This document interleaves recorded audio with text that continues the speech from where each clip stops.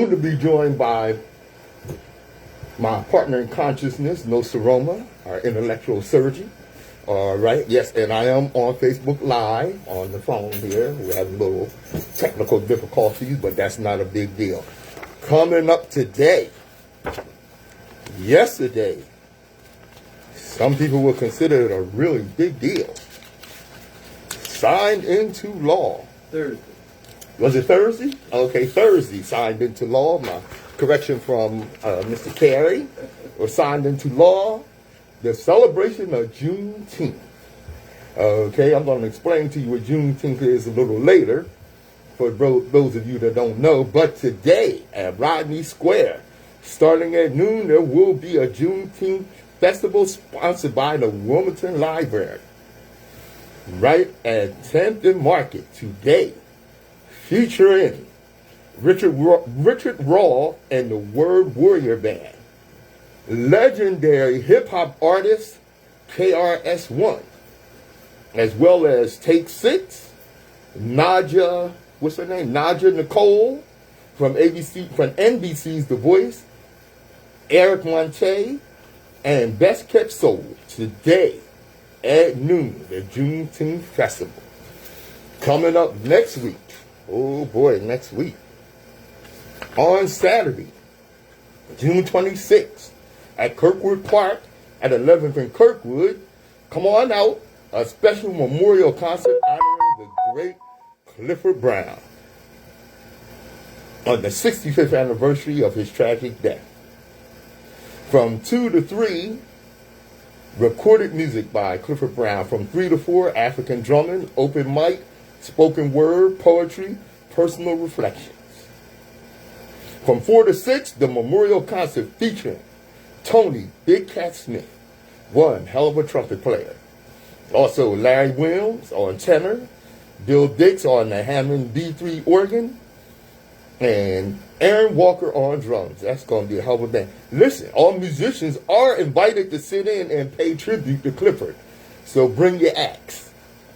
And for those of you outside of the music world, if you don't know what your axe is, don't bother to come. All right. Yes, indeed. Oh, good morning, Teresa. Good morning, Donnell. And hey, my man Vaughn, what's happening? How y'all doing? Okay. All right. Let's get them started. Oh, I got some stuff for you. You know, a wise man once said, bees don't waste their time explaining to flies that honey is better than crack. All right. So, you know, sometimes I have a hard time with that. Okay. Sometimes I have a hard time with teaching some of our people. But, you know, like that wise man said, I'm not going to waste my time explaining to you that honey is better than crack. Jeez Louise. Man. You know what? A lot of stuff going on. And you can't believe all the stuff you are seeing in the news these days. Just remember that you live in a country that went to war with itself because half the people thought it was okay to own other people. All right? Remember where you are. Remember where you are. This is a country where homelessness is viewed as the fault of the homeless. Okay? Over 500,000 people are homeless in America. That's an indictment on both political parties. That's tens of millions of medically uninsured or underinsured is an indictment on both parties. That 43 million Americans, owe college loan debt that unless you get a job making $1 million a year, you are going to be in debt to that student loan, and you can't declare bankruptcy. That's an indictment on both parties. All right? Don't forget, you are living in the system. I don't care what handkerchief heads and big wenches tell you.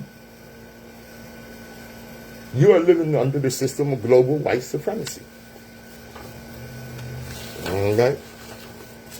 And at the beginning of the show, you heard me announce Juneteenth, that's today, is now a federal holiday. You get the day off. You know? Oh, I got some things to say about that.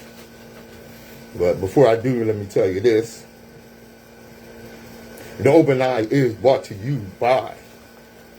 Oh, wait a minute. Let me get my thing here. Okay. The Delaware Center for Homeless Vets. Founders and builders of the Pearl Center, the veteran-specific apartment building. Delaware Center for Homeless Vets. Changing veterans' lives all over Delaware.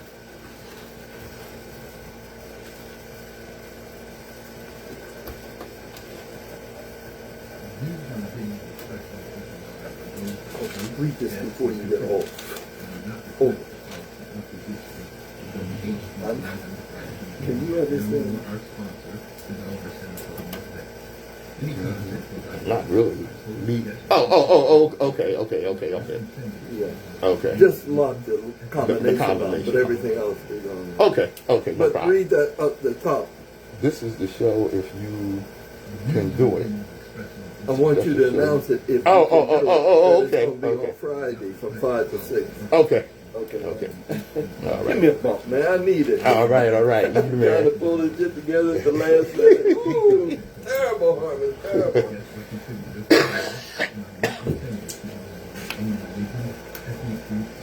Make sure you give that to Rochelle, that other announcement Okay. of the flyer. All right.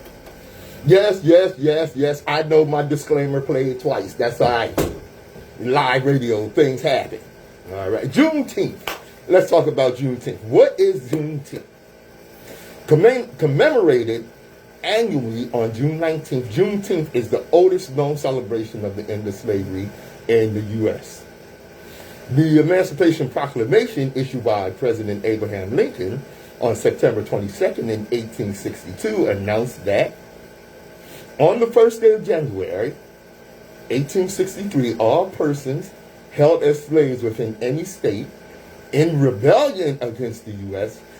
shall be then, henceforth, and forever free. Let me read that to you again, because you may have missed something in there. All right. That on the first day of January, and this is really relevant to Delawareans. On the first day of January, 1863, all persons held as slaves within any state within rebellion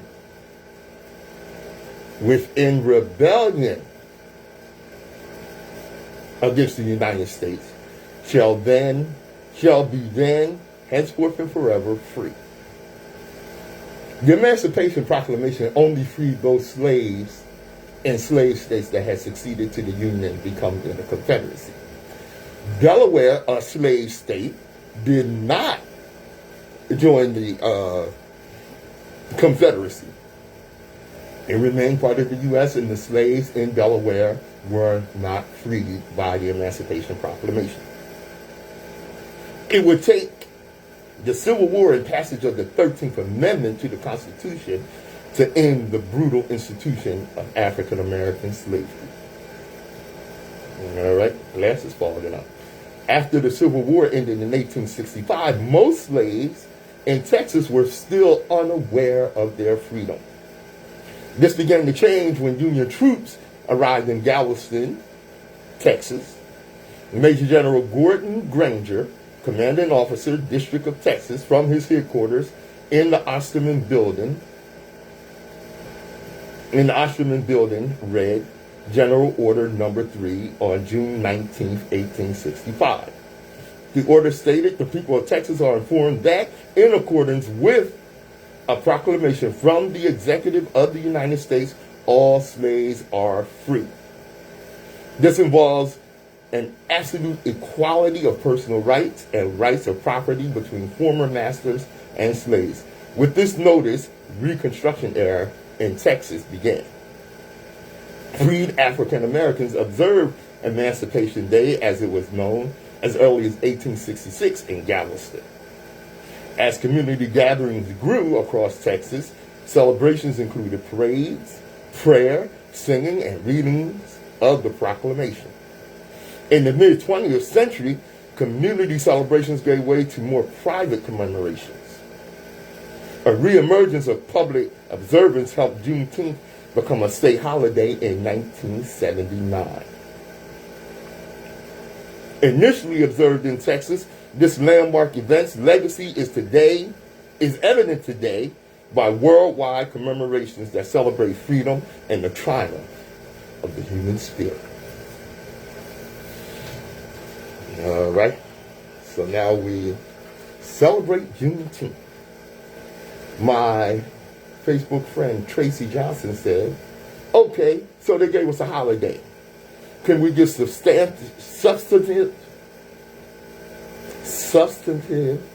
police reform? Can we do away with qualified immunity? Can we get past legislation protecting voters' rights? Can schools have the right to teach about institutionalized racism in this country and how it still impacts black people? In other words, can we get some substance? Oh, it's great that we got this holiday. Oh, that's bad, yeah. Gonna celebrate it here in Wilmington today, as I announced earlier. Sure are. You know what it is? Gaslighting. You know what gaslighting is? Gaslighting is making Juneteenth a federal holiday while banning critical race theory in schools, destabilizing COVID mutual aid efforts, refusing to defund and abolish police, and blocking reparation legislation. Go play in somebody else's face, America. Really. Really. You know? Look. You don't understand where I'm coming from with this? Okay, let me see if I can bring some history in and relate this to you. Imagine if after the Holocaust, the Jewish Holocaust, instead of giving reparation to Jews in the form of their own country in unlimited U.S. funding, they only gave them a holiday, painted Jews' Lives Matter on streets, and wouldn't critically examine World War II in schools. Can't even imagine that, can you? Do you get it? Yeah, it's great. You know, see, here's the thing. I wasn't tripping on no holiday. All right? I wasn't tripping on no holiday. Just like I didn't trip when, oh Lord. Just like I didn't trip when Dr. King's birthday was made a holiday. Because you know my criticism on Dr. King's holiday, if you're an open-eyed listener. You know, Dr. King's holiday, you know, is commemorated with corporations having their employees have a day of service. Dr. King's birthday is celebrated as a day of service. And then as soon as that day is over, people move right back to their racist crap. Because all they do on Dr. King's birthday is socialize their way through some service. Okay? They don't commemorate Dr. King's life and philosophy. Just like on Juneteenth, you know. Now, you got 14 states. Oh, well, maybe these congressmen were from the 14 states. Because you know you had 14 congressmen that voted against Juneteenth becoming a federal holiday. And we have several states that are actually banning critical race theory in schools that don't teach critical race theory. What they're doing, they're banning teaching anything about racism. Okay? How many times have you heard me say this? People like to claim that America is a Christian country. No, it ain't. No, it ain't. Christianity is not America's religion. Stop that. America's religion is white supremacy. And the last thing white supremacists want taught to coming generations is the reality and the truth about racism's entrenched effect on American society. Racism is as American as apple pie. White supremacy was in effect long before there was an America. Believe that. Hey, let me see, I got something here. What's it? Wait a minute. Oh, yeah. See, one of the things I do is try to teach you some history. I had mentioned last week about Bacon's Rebellion.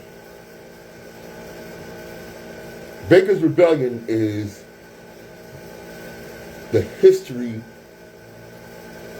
of making you understand how the wealthy 1% have been playing working class and poor whites for centuries to support events and actions and policies and politics against their own best interests.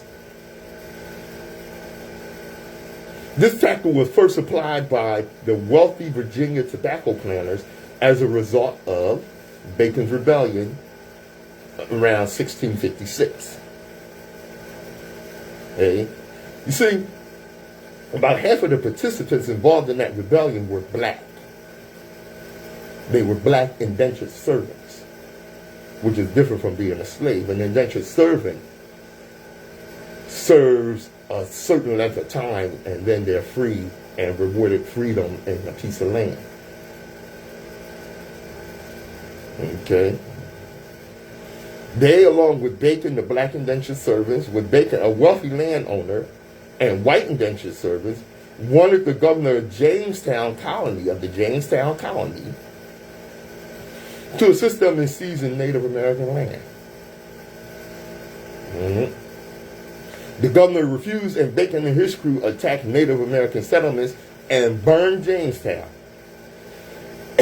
Excuse me. Eventually, the rebellion was squashed, and many of the rebels were hung. The leader, Bacon, was not hung. Now, this unity between blacks and whites against the establishment scared the hell out of the wealthy planters. Understand that race is a racial construct. The idea of poor whites and blacks joining together, even now, is the last thing in the world that America's wealthy 1% ruling class want. So in 1656, whenever it was, 1657, when Bacon's Rebellion was crushed, the wealthy said, okay, this unity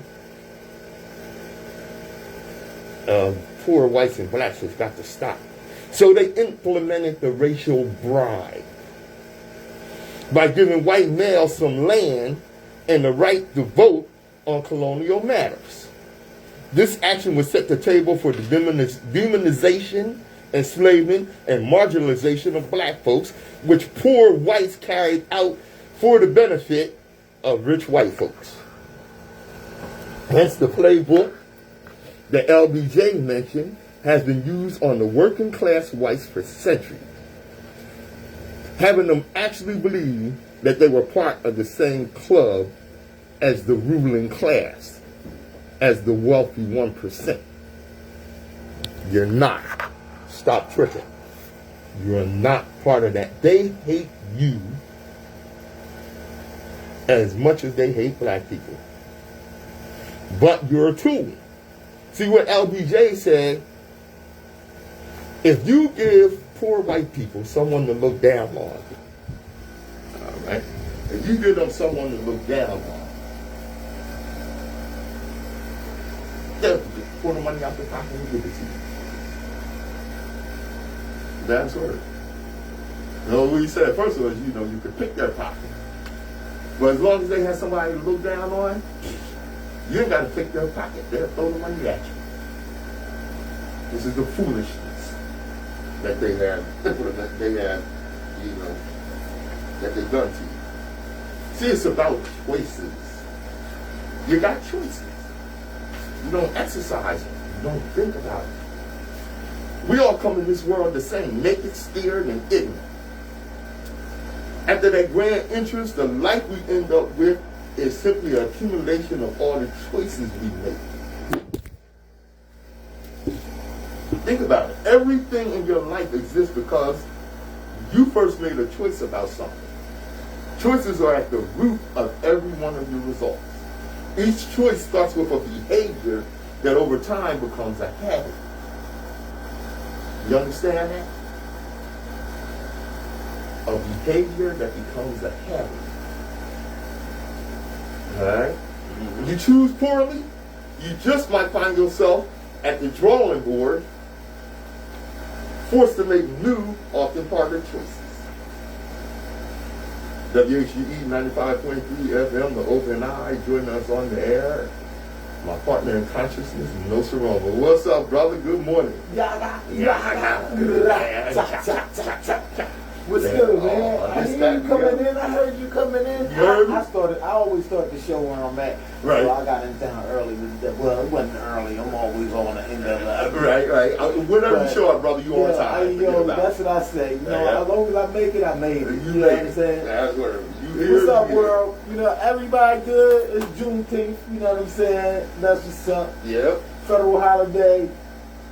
What difference does it make? Not much. I mean, do any of our holidays make a difference? No. It ain't about holidays. We gotta change these laws and change these things that got us captive. You know what I'm saying? And got us in the struggle. You know what I'm saying? And it's mostly done through the law. You know, and they never talk about changing that. Oh no. You know. And that's what I said. You know. Yeah, it's all well and good that. You know something else I was thinking about, and I saw this earlier. Somebody else obviously agreed with me. Right. Is Juneteenth, of course, it's a celebration of, you know, the end of slavery, the actual real end of slavery, when the slaves who didn't find out that they had been freed by Lincoln, by the Emancipation Proclamation, right? Okay, for 2 years. All right. Now, you think about Cinco de Mayo, which I don't know, Cinco de Mayo, the 5th of May. That's what Cinco de Mayo is. Okay. And it celebrates the independence of Mexico. Right. I actually don't know a whole lot of Mexican people that celebrate. I know some Mexican people that actually celebrate Cinco de Mayo.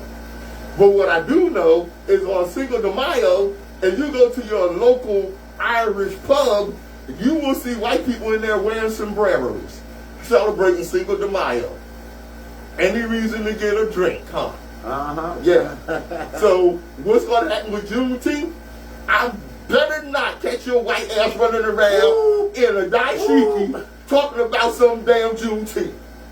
The hell out of here with that mess. Yo, man. Listen, man. Why is it every time, you know, we still struggling. We're still going through this right now in 2021. Yep. I think that's ridiculous. We're still talking about what we need and what the rights we need, and we're, that's right there. The conversation is just like crazy to me. Yeah. You know what I'm saying? Yeah. But it exists. So it has to be addressed. And doing it through little teeny ways like that, that's not addressing the issue. No. That's just, camouflaging the fact that exists. You know what I'm saying? That this is going on. Police brutality, you know, the unequal scale of the economy of living to black people. You know what I'm saying? It's like deeper than just these holidays. Yeah, that's good. Yeah, thank you. But that's not the issue. No. That's not a remedy. You know what I'm saying? So, I mean... Say that part again. That's not... a remedy. Of course it's not. I mean, even the Martin Luther King and the date. I mean, It was a word you said on coming in, and you couldn't get it together right. It was substantive. So yeah, substantive. Like right now, Substantive. What is it? Well, I don't know. I wanted to understand. Substance is the root word. Okay. Yeah, substance. Yeah. For some reason, my tongue won't wrap around that other part of the word there. I don't know. It's roughly that. But, but it's. I mean, our cause is deeper than what they letting the world see. I understand, right? It's and that's got to be addressed, or we always gonna have this dark cloud over every person of color. Mm-hmm. I mean, who do you think they're gonna go to after they get tired of us? It's gonna be the Dominicans or the dark Spanish people, or you know what I'm saying? It's gonna be that tan white man, you know, that look black. You know? So this is serious, man. Yeah, there it is. You know, and that's significant what you said. And to people that think our cause is phony, or think that we're making too much of the effect that the past has on the present and what have you, or just, you know, say, well, I'm tired of hearing black people complain about racism, so I'm not going to support that. Guess what? Like Nsoromma said, when they finish with us, they're coming for you. Because you got to understand something about the European. He has to have someone to oppress. Before he left Europe, and the only other people he had to oppress were Europeans, he dogged his woman, burned her at the stake and everything else. Or he dogged someone that thought differently from him and didn't adhere to their religion or something like that and burned them at the stake. Understand, look, France and England had a 100-year war. All right? And ours is how long? It's still going on right now. Still going on right now. Yes, so yes. The war on you us can't is even still compare happening. their wars to our wars. Yeah. You know, and we're at it still right now, living in it right now. Right now. So, you know? I mean, when you go on... But my point is that amongst themselves, they fought a 100-year war. That's a long damn time. Of course, like Nsoromma said, since, what's it been, 400 years? Since the 1600s. But I also say that, you know, it takes a conglomerate of individuals to make their process work. As you say, you know, the man, it had to take some black people that had a different ideal of what they wanted to do and to sell out on their people for them to even make things happen. So it's all kind of people in positions that's making this thing go. Yes, indeed. Every color, every nationality, every language. I mean, that's how it's working. So we have to get all of those kind of people together too to go, okay, this is not right for humanity. What you gonna do when your grandkids, you know? I mean, they only think of themselves. They're selfish. Big time. Big time. WHGE 95.3 FM, the overnight.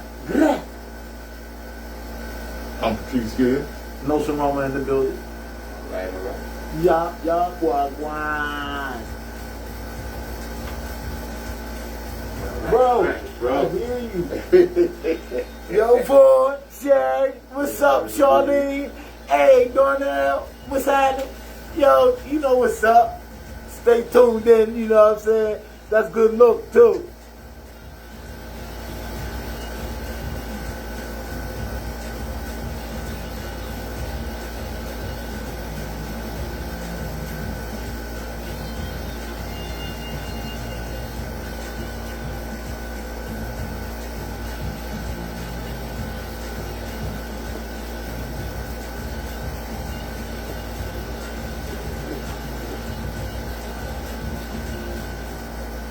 WHGE 95.3, the education station. True. Yes, indeed. You tune in here, you're going to get some education. Let me tell you about white rage. The presence of black people is not the trigger for white rage. It is the presence of black people with ambition, with drive, with aspiration. The presence of black people who achieve, who refuse to accept their subjugation, who demand their rights. One of the ways that white rage works is it cloaks itself in reasonableness. Okay? Reasonableness. Yeah. We're being reasonable here. You can't, you can't just keep demanding rights and what have you. Let's be reasonable. We'll give you a holiday and be quiet.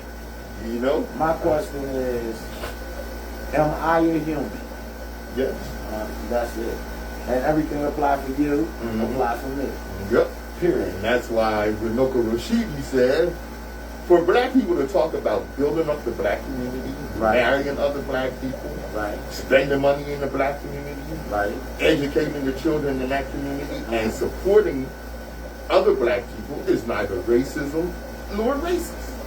It's collective self-preservation and good common sense. All right?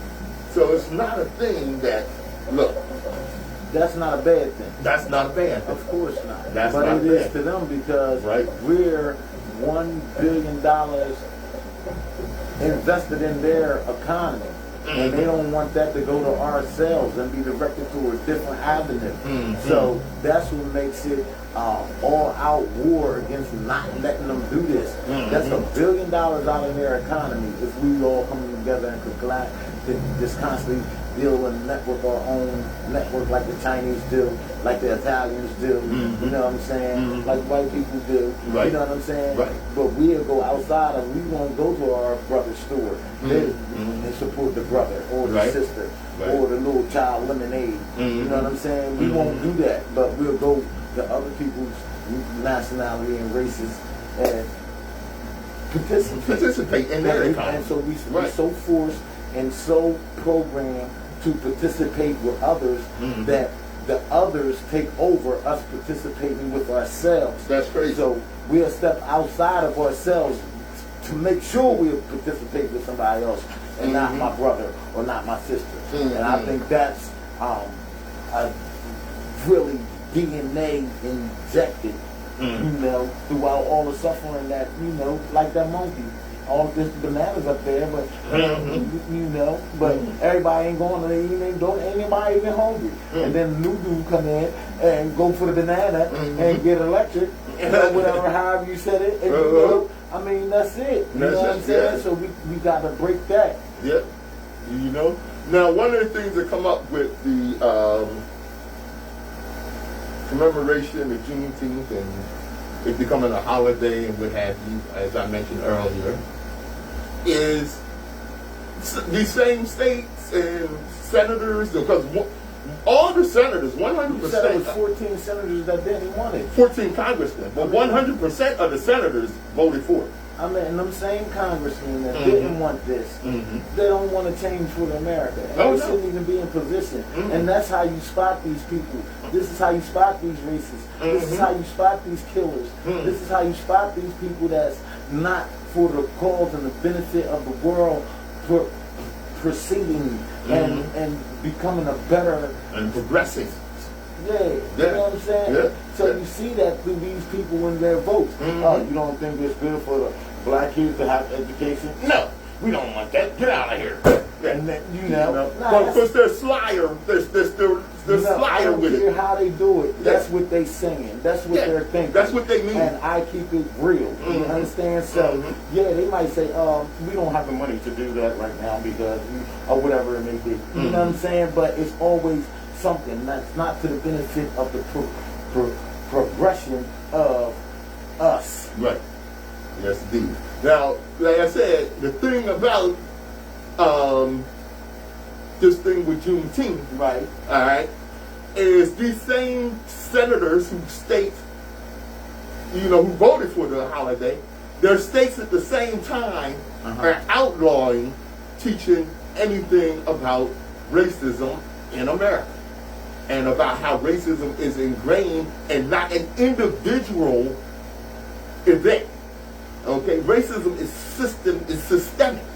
It's in the system of all America's institutions. It's in the system of the economy.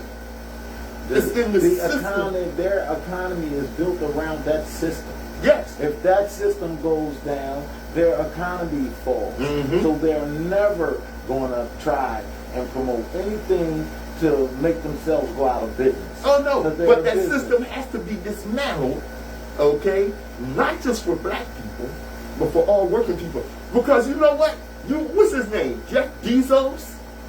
Was he on Amazon? Yeah, he's on a lot. Now he's got billions of dollars. He could, Like 300 and something billion. yeah, he could in They try one. to say he's the richest man that ever lived. Well, not that ever lived. He's the richest man alive right Nsoromma now. was the richest man that ever Right, lived. Nsoromma was the And richest. they never, Right. You don't hear his name or nothing. Right. Okay. What is this fool doing with his money? What? He wants to build a spaceship and fly off into the stratosphere. Well, did you hear what Bill Gates was trying to do with his money? What are he doing with his money? He's trying to set up this thing to be able to block the sun, to be able to charge humans For sun. air, sunlight. Jeez Louise. Yo, you know? he got this thing that can cover the circumference of the sun in the sky, like you know how you pull a balloon, how they do the eclipse. Mhm. That's what he has. He has an Ideal ideal to eclipse the have sun. this machine to go up there, to remotely control, to block the sun. See? I mean, Now- why? Who thinks like that? Who thinks Why? like that? See? Why? Why? Exactly. Well, because you're evil. Alright? I mean, You- that's look, that's you just- could take these same people could end. I mean, hunger, innovation. world I hunger. understand innovation. You know, Oh okay? yeah, I understand. We understand that. Evolution. Yeah. Yeah, But but when it comes innovation that's going to help to people. being detrimental to the planet, Right. that's different. That's You know what I'm different. saying? You That's know? like, what's the little short dude that's be on the TV shows, Mini Me, that be blowing up everything? I Oh mean, yeah. He's one of That's basically who he is. That's what I'm saying. That's the type of mentality Mhm. these extreme Well, rich see, people this is have. the mentality. This is the mentality of the European. Because let me tell you something about guns. Okay, we had the tools to produce guns in Africa before there was a slave trade. Right. Okay, before there was the invasion of the Europeans. Right. Okay, the thing was, we didn't think like that. We didn't think of inventing something to kill a lot of people. Right. What we thought was, hey, we can take this thing right here and make it easier to irrigate the crops. Or we could take, what we've learned and make it easier, for children to learn. And, this was the mindset. The mindset was to progress the And society. enhance And enhance. the planet. Right. And These then- billionaires, I mean, they got all this money. They could end world hunger. They could end homelessness. They could change the education system where people are coming out of the education system and innovating and progressing the society to levels we've never seen. But instead, they want to build some apparatus to block the sun so they can charge you some money. They want to build, if they could cut your air off. that's what I'm saying. This is what they trying to do. Just like the level of, thinking that they're on.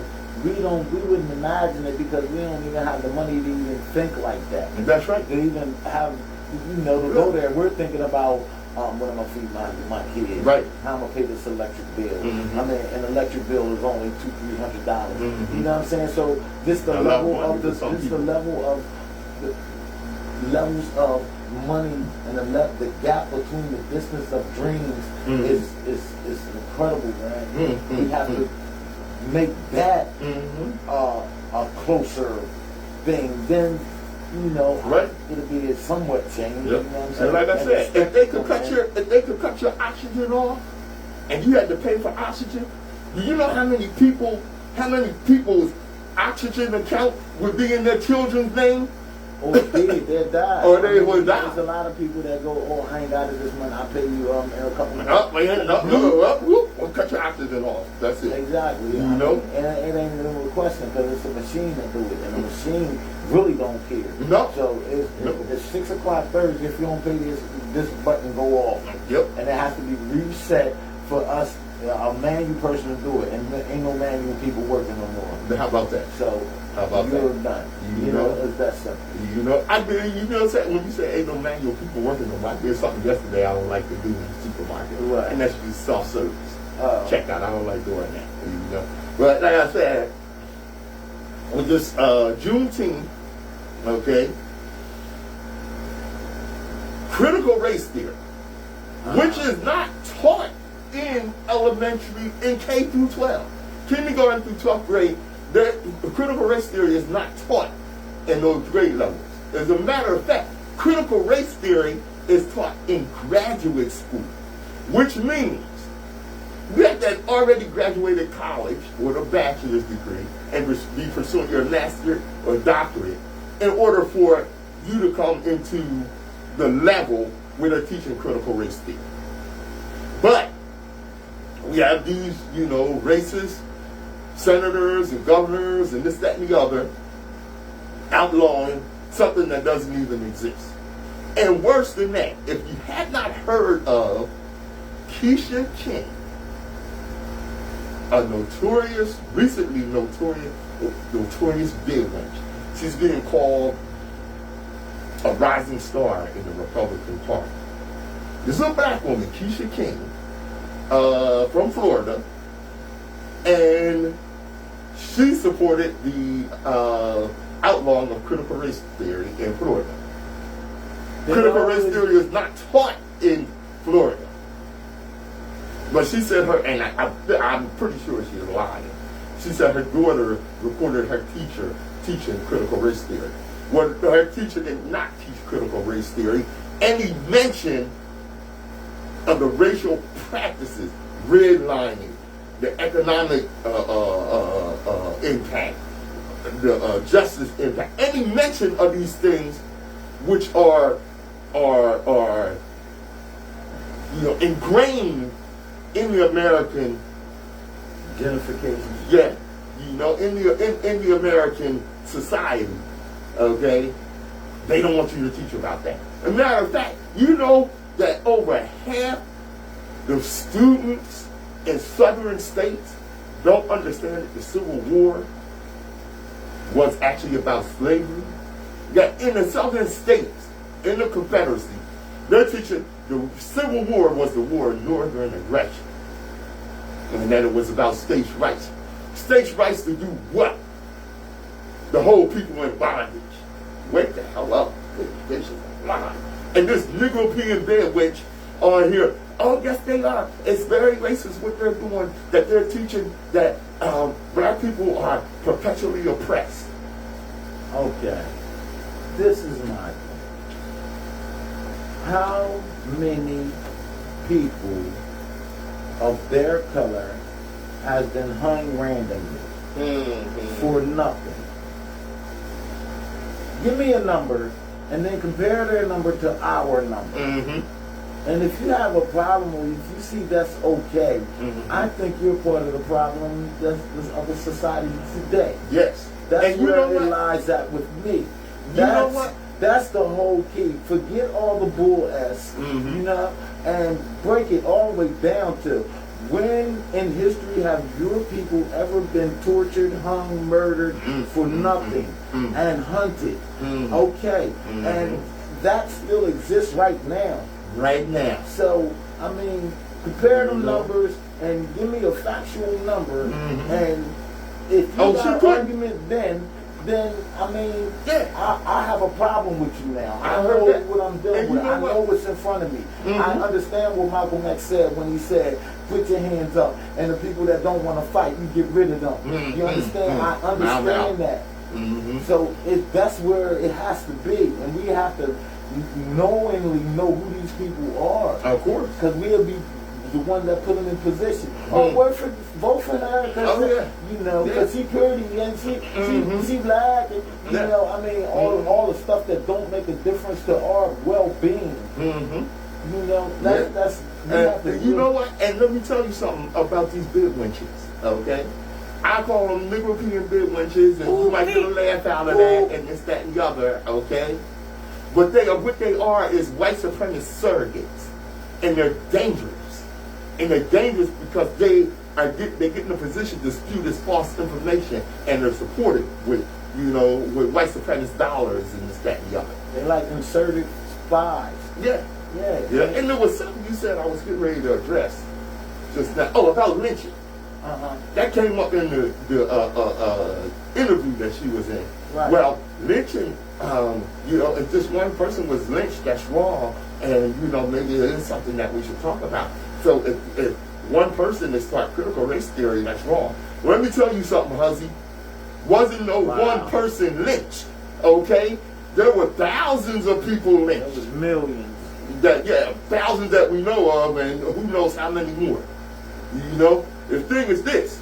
They were lynching people after the Civil War. They were lynching black people on such a scale that our people by 1920, and maybe before then, was asking the U.S. government to implement an anti-lynching law. First of all, 1920, that's when that started. The government has a license to hunt an N-word. Yeah. That's a license you can go get from the government. No, not now. I'm saying they had that. This is their thinking. In Missouri. This is the mentality, Let me tell you about that. That's messy. White supremacists were issuing hunting license to their Klan members and regular citizens. The government okayed that. Yeah, I don't know, but they weren't that blatant with it. Because let me tell you something. Stop it. They didn't go in there and shoot them like they of course not. Okay then. Okay. They agreed with that. I'm not going to say they didn't. But let me tell you this, right? You got to remember that some white people, were so racist that racist white people said, oh, wait a minute, that's too racist. And now it's racist. Yeah. Case in point, Trump's grandfather. Trump's grandfather was so racist in 1920s America. Right. Okay? When lynching black people was a sport, that white people said, wait a minute, we're going to lock you up for that. You too racist. Sport. Yeah. And that's what I mean. Yeah. How is that a sport? And the world know about it, and America does nothing about it. Nothing about it. That's when you should realize and open your eyes to know that America don't care about you or us. Right there, and then to 2021, right now to this present day, we still fighting to not be able to be done like that. Right, to be treated like that. That's crazy. Right, that's ludicrous to me. Yeah, that's why I'm on go. I don't play no games. If you come up to me with that, I'm gonna give it to you any way you need it. Period. Whether it's intellectual talking or firing back at you. I heard that simple. You know what I'm saying? Yes, sir. Because life is precious to me. I know that's right. Dope and I is brought to you by the Delaware Center for Homelessness.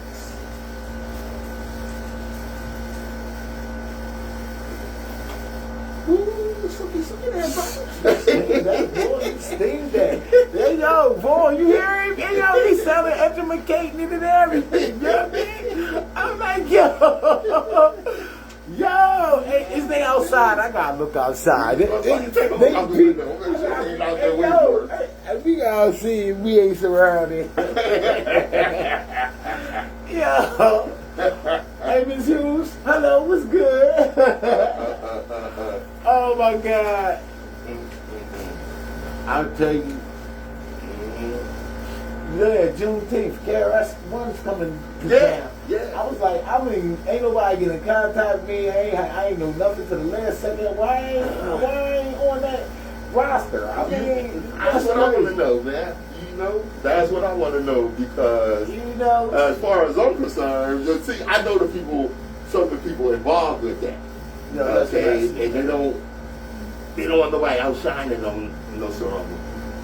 If you be spitting, everybody don't know Nsoromma be spitting. They been listening to our program. Yo, but KRS-One is my brother. He's one of my teachers. I grew up on him. I heard that. Definitely wanting to meet him. So I know that's I don't know. I'll probably get up there and see if I can get backstage and talk to somebody. I gotta pull out the WHGE press pass. Dig it. I heard that. Yes, sir. Yeah. Oh. For those who don't know.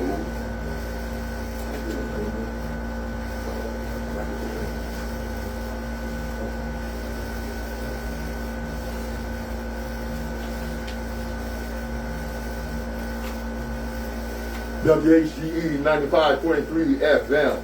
Right.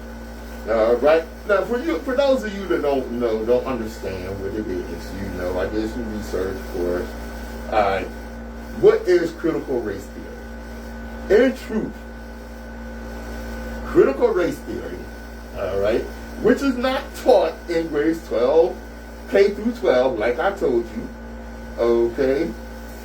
Critical race theory is an academic concept that is more than 40 years old, first of all. The core idea is that racism is a social construct and that it is not merely the product of individual bias or prejudice, but also something embedded in legal systems and policies. The basic tenets of critical race theory, or CRT, emerged out of a framework for legal analysis in the late 1970s and 1980s. Okay, a good example of critical race theory, what critical race theory exposes, is in the 1930s, government officials literally drew lines around areas deemed poor financial risk. These areas were this was often explicitly due to the racial composition of the inhabitants. Banks refused, and still do in a lot of cases, to offer mortgages to black people in those areas. That's what critical race theory basically is. And those areas now, instead of being acres, has became states. And Right. you got certain states that's just going downhill. That's by design, man. That's by design. Now, something we got into last week, I didn't have my little list of what we call ourselves, all right? First of all, we got to stop letting others define us. Reading Webster's dictionary and black is dirty or soiled and this, that, and the other, that's Webster's definition. The thing is, we're so confused, we can't even decide what to call ourselves. Black Americans, Afro-Americans. Where's the land of Afro? Okay. On somebody's hair. Yeah. Negroid, Asiatic, Afrocentric, Nubian, Afro-Americans, or whatever the hell it is this week. The list goes on and on and on. Well, we're not Afro-Americans, we're not South Americans. Congolese, because that's a colonial name. Nigerian is a colonial name. Like I said, being the first people on the earth, we are indigenous to the entire planet. Thus, we are world citizens. You want to call us so-called earthlings. Simply stated, we're black, but too many of us kind of learn to love that. And that's one of the things I don't like about us. Alright. Now, something Nsoromma said to you is that we are at war. Look, every time a cop is acquitted for the murder of a black person, innocent black person, black people cry the system is broken. Stop it. The system is not broken. It is working exactly as it was intended to work. The system was not created to give us justice. The system was created to subjugate black people. Every time an innocent black person is murdered by cops, black people cry, it's the training. Stop it. They are doing exactly what they were trained to do.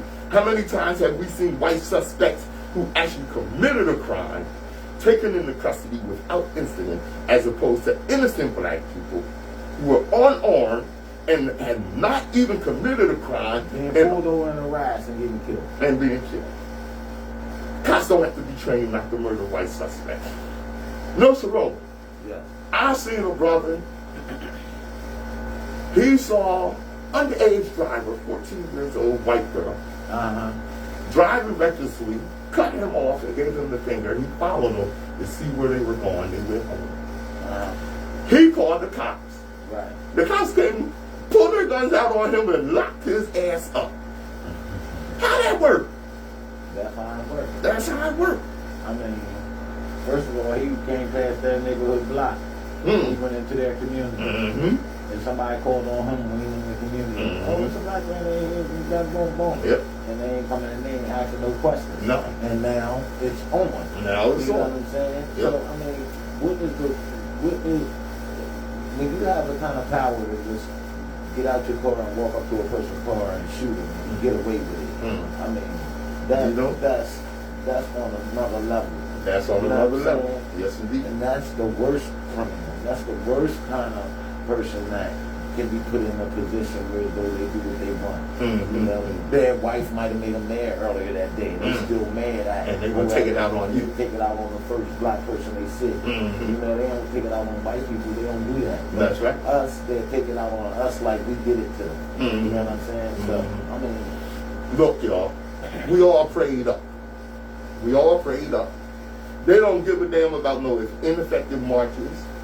We don't need another protest. We need to begin the process of changing the social construct. This is now about destroying a system that refuses to recognize our humanity and right to exist. It's no longer about freedom and liberty. It's about survival. Understand that. All right. All right. As we always tell you, destiny determines who enters your life, but you decide who stays. Right? Therefore, value those who value you, and don't treat those as a priority who treat you as an option. True. This is Over and I, I'm Patrice Gibbs. I'm Nsoromma. Thanks for joining us. Thank you. Hope you learned something. Hope you learned something. We were informative, True. as well as entertaining. Yes. And see you here next week. Got special guests coming next week. Oh, do it? Yes, indeed. Yes, indeed. My man, Dr. Payne. Oh, Mr. Payne. Yes, Mr. Dr. Payne. Dr. Yasir Payne will be here next week. He'll be our special guest on the show. That's what's up. Yes, indeed. You will be sure to learn something. Believe me. Definitely tune in. Definitely and tune be in. educated. Yes, indeed. Yaga! Yes, indeed. This has been the Open Eye on WHGE 95.3 FM.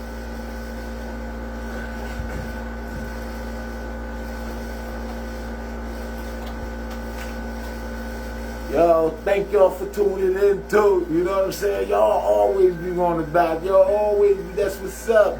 So yo, much blessings, you dig? Y'all got tune in next Saturday because he said he gonna have a special guest. Yes, Dr. Payne. You dig? Alright, Pat. Say peace. Peace. Thanks for joining us. Like I said, you here next week. I know you learned something this week. You always learn something on the Open Eye with your third eye optometrist and intellectual surgeon, Nsoromma. Thanks for joining us. Peace. Hey. All right.